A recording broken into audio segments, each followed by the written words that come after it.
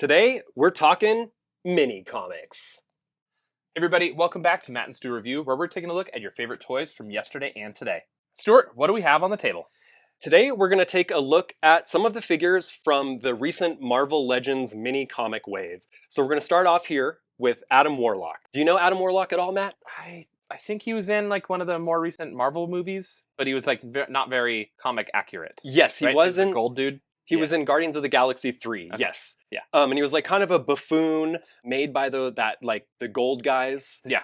as like their avatar or something. So this Adam Warlock is more of the comic accurate. My own history with the figure is primarily from the comic cards, Okay. as where I learned of him. I was a real comic card collector in the 90s, and Adam Warlock was always really prominently featured as sort of like very important historical character to the Marvel universe, Okay. right? Like he was actually the first guy who was ever involved with Thanos in the Infinity Gauntlet.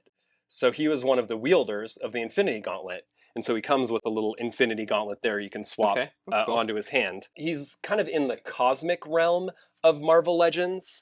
Is he like a lackey of Thanos then? Or was he just in the same world and like same... He's an adversary of Okay. Thanos. So he's like an ultra powerful kind of, I'd say, artificial being who's meant to protect the Infinity Stones and the Infinity Gauntlets. Huh, I okay. believe he was the wielder of possibly the Soul Stone. I think he had it in his forehead for a long time. But as far as the figure goes, he's got your now standard modern Marvel articulation. Yeah. So he's got double knees, double elbows. Yeah, that weird calf joint we talked about on the last episode. Yeah, it doesn't look as good when you don't have a boot there, right? Yeah, well, yeah, it's Because like, it definitely breaks the it's sculpt. like your calf muscle is just sheared off. Yeah. All of the figures in this particular Marvel Legends series come with a mini comic. So there's actually where we first met Adam Warlock in the Infinity Gauntlet series. So he comes with a little plastic First appearance. prop. Okay, and it's like 90s era? Oh yeah, definitely. This is Yeah. probably 80s actually. Okay. Jim Starlin, kind of the cosmic realm of Marvel. He's quite the warlock here. He is. Oh wow.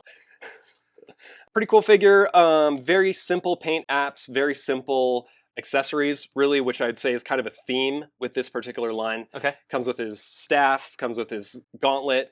That gauntlet is also usable for many, many other Marvel Legends characters. Oh, I'd that's kinda say cool. Okay. that's a big reason I picked this guy up off the shelf. So other is, people can wield it. I was like, yeah, I need that Infinity Gauntlet. Yeah. And I always kind of liked Adam Warlock. You know, like I said, he had this, whether it's real or imagined, he had this importance to me as a child when I was looking at the mythology of Marvel. Okay, yeah. Okay, I can see that. Well, I mean, as far as the figure goes, like articulation, everything like that looks pretty good. I like the two-tone cape. That's kind of a cool thing I haven't seen It yet. is good. That's a nice Especially with like paint app. the big flexible, but really boring paint job on his body. Way Like boring. there's no detail or accentuation or anything on literally anything, especially for how much detail's going on his head. I think the contrast is really out there.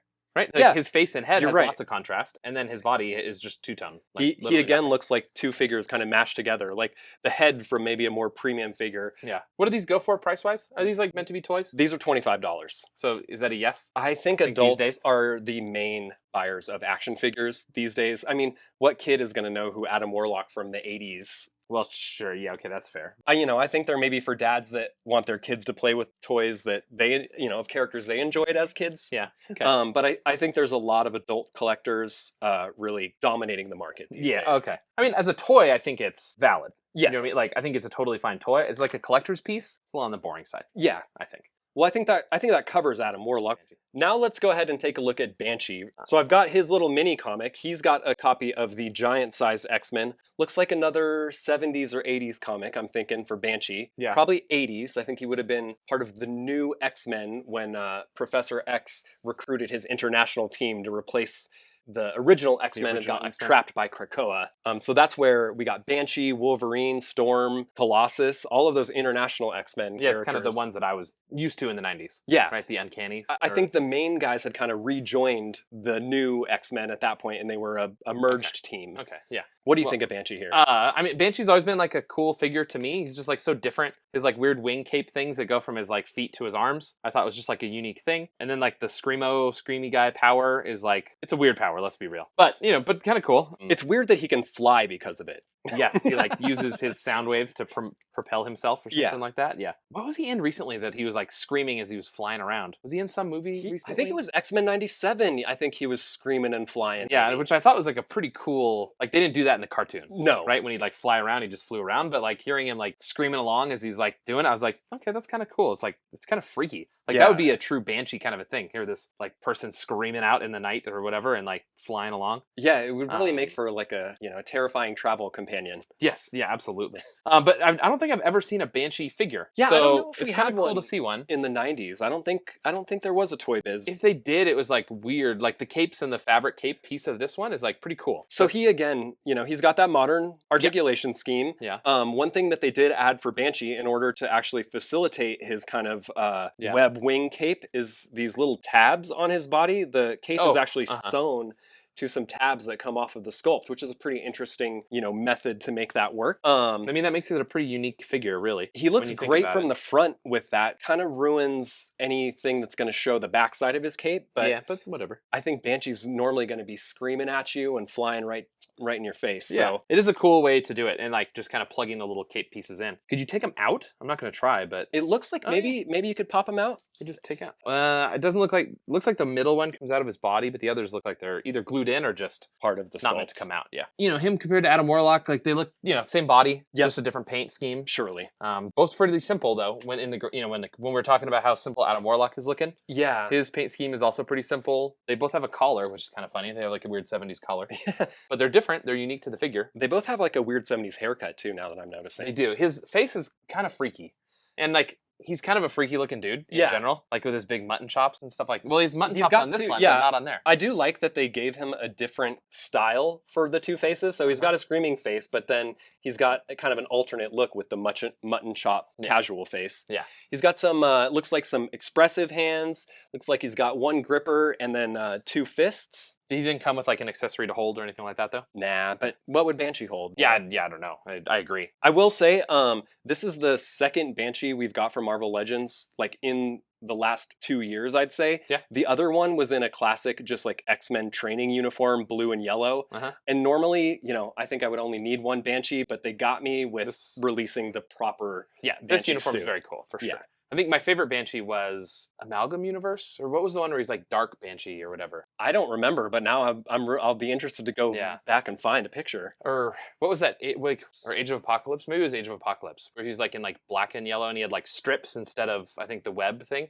Anyway, that was my favorite. Banshee. Yeah, I'm not familiar with him. Okay, well, let's move on from Banshee and go ahead and take a look at the next figure. Perfect. All right, Stuart, we got our last and final figure up on the column. What the heck is this thing? So this is ROM the Space Knight, and he is fully a product of like 80s marketing getting into comic books. Like the toy was created first. He became a comic book character to support the toy, kind of that G.I. Joe method of marketing where, you've got him on a cartoon, you've got him in a comic book, and he's a toy, but really we're trying to sell the toy.